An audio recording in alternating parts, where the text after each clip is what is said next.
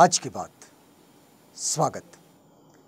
आप जानते हैं कि आज की बात में इस समय हम लोग बुद्ध वचनों के आलोक से जो मार्गदर्शन हमारे जीवन के लिए आता है उसे हम अपने पक्ष में समझने का ये प्रयास कर रहे हैं। और इस कड़ी में आप जानते हैं कि इस समय हम लोग जो मूल पाली टेक्स्ट है उस मूल पाली टेक्स्ट का ये हिंदी अनुवाद आप तक पहुंचा रहे हैं। जो हिंदी अनुवाद किया है भदंत डॉक्टर आनंद कौशल्यायन जी ने। और ये इस अनुवाद को समझते हुए हमने पिछली कड़ी में ये जाना कि सदाचरण और दुराचरण इन दोनों की स्थिति क्या होती है और इसको जो भी पहचान लेता है वो होती है सम्यक दृष्टि। तो सम्यक दृष्टि ये जो मध्यम मार्ग का बड़ा महत्वपूर्ण अंग है, इस अंग को कैसे जाने, कैसे समझें, उसको कैसे अपने जीवन में उतारें, कैसे अपने अनुभूति में लाएं, इस बात को इस समय ये समझने का प्रयास हो रहा है। और इसी कड़ी में देखिए कि अब जब हम आगे बढ़ते हैं तो सदाचरण का मूल कारण क्या होता है। जब हम दुराचरण और सदाचरण दोनों चीज़ों को अब समझने लगें तो ये बात तो हमें पता होनी चाहिए कि सदाचरण का मूल कारण क्या होता है, सदाचरण के मूल में क्या है। तो सदाचरण का मूल कारण होता है लोभ का न होना। सबसे पहली बात, जो लोभी नहीं है वो सदाचरण के मार्ग पर चल रहा है, जिसके मन से लोभ निकल गया है। सदाचरण का मूल कारण द्वेष का न होना है। अगर किसी के मन में द्वेष नहीं है किसी के भी प्रति, यानी कि मैत्री का भाव जाग गया है। फिर तीसरी बात कि सदाचरण का मूल कारण मोह का ना होना। किसी भी चीज का कोई मोह नहीं है, सब चीज के प्रति समता का भाव, किसी भी तरफ झुकी हुई बात नहीं, पूर्णतः समानता का भाव, समभाव लेकर जो मन आगे बढ़ता है, जो व्यक्ति आगे बढ़ता है, जो आदमी आगे बढ़ता है, तो बस वहीं पर सदाचरण घटित होता है। और ये सदाचरण उनके जीवन आचरण में झलकता भी है, वो कहीं छुपा नहीं रहता। बिल्कुल जैसे कि आभा जो होती है वो कहीं छुपती नहीं है, वो सामने आ ही जाती है, वो दिखती ही है। तथागत आगे कहते हैं कि जो आर्य श्रावक दुख को समझता है, दुख के समुदाय को समझता है, दुख के निरोध को समझता है और दुख के निरोध की ओर ले जाने वाले मार्ग को समझता है, वो इस समझ के कारण सम्यक दृष्टि वाला होता है। जिस किसी के अनुभूति में, जिस किसी की समझ में ये बात आ जाए कि संसार में दुख है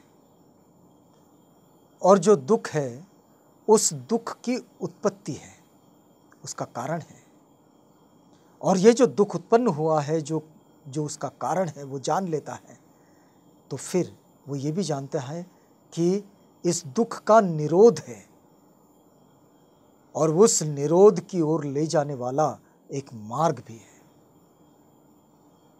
ये चारों चीजें जिसके अनुभूति में आ जाती है, जिस किसी की, वो सम्यक दृष्टि वाला होता है। ये बात तथागत कह रहे हैं। आइए फिर तथागत आगे क्या कहते हैं ये आपको बताते हैं। तथागत कहते हैं कि यदि कोई कहे कि मैं तब तक भगवान बुद्ध के उपदेश के अनुसार नहीं चलूंगा। क्या कह रहे हैं तथागत?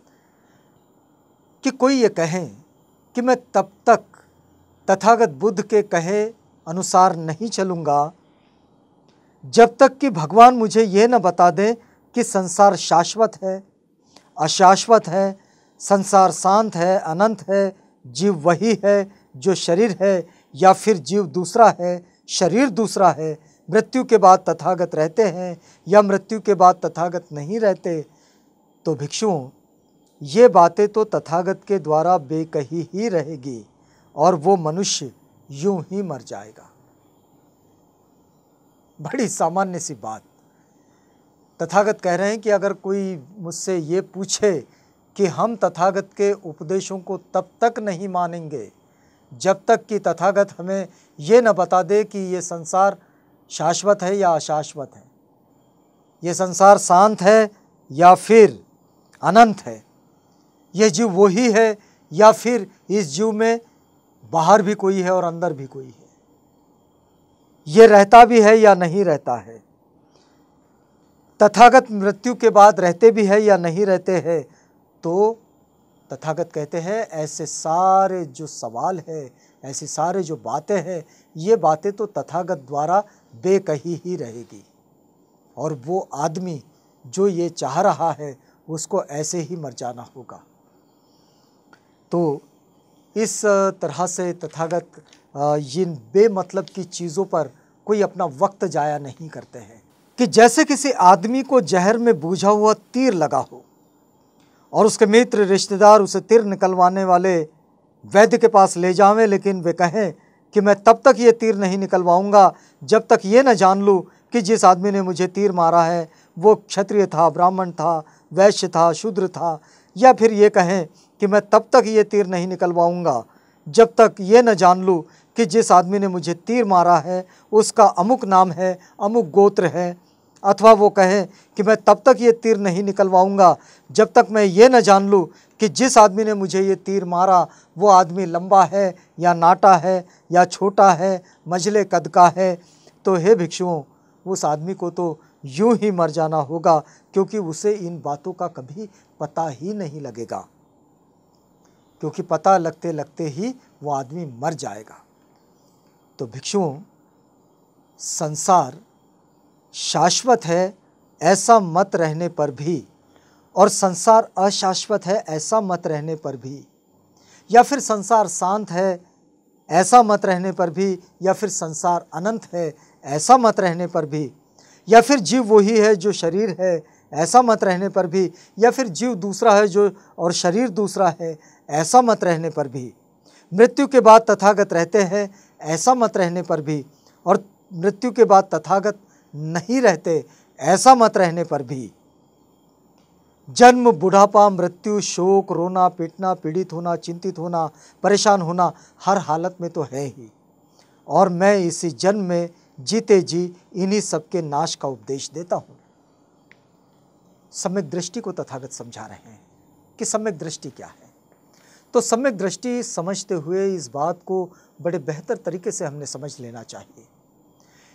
यदि मान लीजिए कि किसी का ये मत है कि संसार शाश्वत है, या फिर किसी दूसरे का ये मत है कि नहीं ये संसार अशाश्वत है, कोई ये मान ले कि ये संसार शांत है, या फिर कोई ये मान ले कि ये संसार अनंत है, कोई ये मान ले कि ये शरीर दूसरा है और इसमें रहने वाला जीव दूसरा है, या फिर कोई ये मान ले कि ये शरीर और जीव दोनों एक ही है, या फिर कोई इस बात को मान के चले कि भाई मृत्यु के बाद तथागत रहते हैं, या फिर कोई ये मान ले कि मृत्यु के बाद तथागत नहीं रहते हैं। इस बात से क्या फ़र्क पड़ेगा?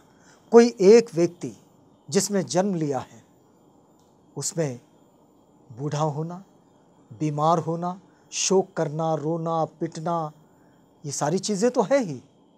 तथागत कहते हैं कि मैं तुम्हें वो रास्ता दे रहा हूँ जिस रास्ते पर ये तुम्हारा जन्म लेना, बूढ़ा होना, बीमार होना, मरना, पिटना, शोक करना, हैरान होना, परेशान होना, इन सब बातों से तुम्हें मुक्ति मिल जाए।